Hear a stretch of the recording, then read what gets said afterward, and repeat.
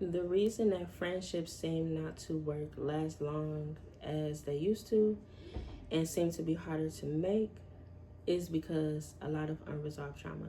People have trust issues, people are selfish, and the number one thing is people don't talk to God about people. They don't pray. People leave God out of it. That's the number one thing. You need to pray to be able to recognize who God has for you.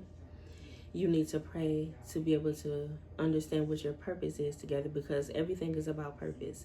People have different emotional capacities. People are working through different traumas. And so people put expectations on people. And as soon as people don't fit those expectations, then they want to discard people. They want to get angry. They want to get jealous. They want to start talking about them. People get upset and depressed. Everyone handles everything differently. Some people like to talk about it and some people like to seclude.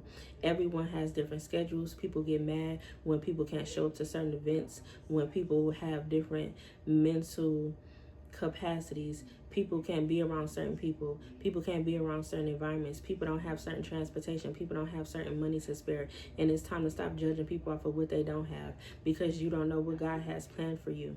The most important thing that you can do for somebody is talk to God about them, because without talking to God about them, you will never be able to treat somebody the way that they need to be treated. You will never love them the way that they need to be loved. You will never care for them the way that they need to be cared for. You will never understand them the way that you need to understand them.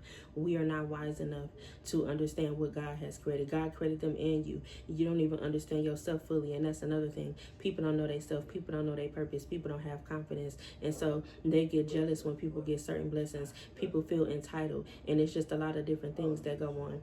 People learn about friendships from movies and ideas and fantasies, but they don't learn about it from God. 99.9% of the people do not learn about friendships from God, and I can confidently say that because the majority of the world doesn't learn from God, and it's just the accurate fact.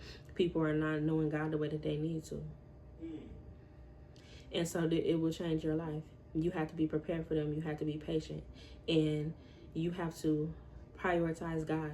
You cannot prioritize anything above God. So as much as you long for friendships and want them to work, you need to talk to God about it. And you just know that you are disrespecting God every time that you look down on his children, okay?